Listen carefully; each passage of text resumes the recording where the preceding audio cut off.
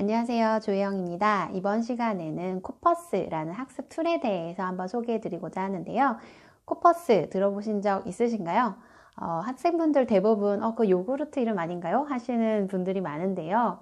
코퍼스란 무엇인지, 그리고 영어 공부를 할 때 우리가 어떻게 활용해 볼 수 있을지에 대해서 한번 이야기해 보도록 하겠습니다. 코퍼스는 한국어로 번역하면 말뭉치로 번역을 할 수가 있는데요. 사람들이 실제로 글을 쓴 것을 모아놓은 것, 그리고 말한 것을 전사해서 글로 받아 써서 컴퓨터가 검색할 수 있는 방식으로 저장해 놓은 데이터베이스입니다. 그래서 우리가 언어를 연구할 때 연구 하나의 방법으로서 많이 사용을 했었는데요. 한 2003, 4년부터 해가지고 이 코퍼스를 우리가 영어를 공부할 때 실제로 학생분들이 활용할 수 있도록 해보자 라는 움직임들이 차차 일어나면서 최근에 2017년, 18년에 있었던 메타 분석을 보면 코퍼스를 활용해서 학습을 한 것이 정말로 유의미한 효과가 있더라. 그래서 프리 포스트 테스트, 그래서 선시험과 후시험, 코퍼스를 하기 전과 후, 혹은 컨트롤 그룹과 익스페리멘터 그룹, 그래서 통제 집단과 코퍼스를 활용한 학습을 한 집단 비교를 해봤을 때 정말 유의미한 학습 효과가 있더라라는 거죠. 굉장히 다양한 학습 효과가 있는데요.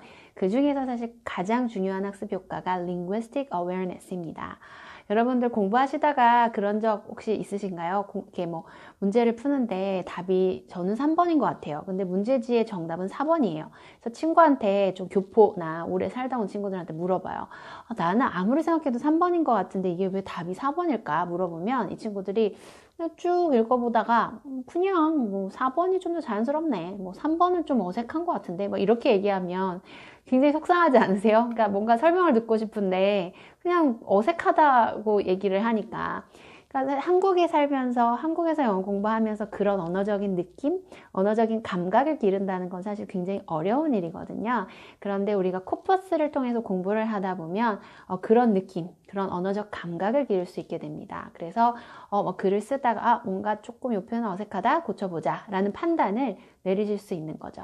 문제를 풀다가 이건 어딘가 모르게 이 표현은 어색하다. 그러면 요거는 제해야 되겠다. 다음 걸로 넘어가 보자. 이런 식의 판단을 내리실 수 있게 됩니다. 그리고 또 한 가지 코퍼스의 굉장히 중요한 장점은 글을 쓸 때 언제든 도움을 줄 수 있는 나의 친구가 될 수 있다는 거예요.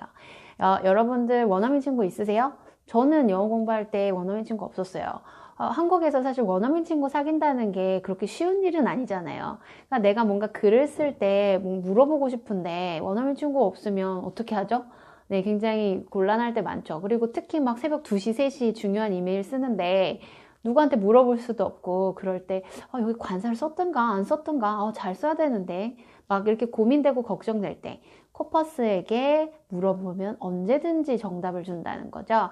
그래서 특정 표현 예를 들어서 I'm looking forward to까지 쳤을 때 이 뒤에 동명사를 써야 되나 동사 원형 써야 되나 약간 아리까리해요. 그러면 코퍼스에 쳐보면 패턴이 쫙 나오는 거죠. 그러면 이렇게 써야겠구나 라고 판단을 내려서 쓸 수 있는 거죠. 그래서 언제든 밤 늦게든 새벽이든 내가 물어보면 이렇게 써야 돼 라고 알려줄 수 있는 나의 친구 코퍼스, 라이팅 레퍼런스로 활용해 보셔도 굉장히 좋을 거예요.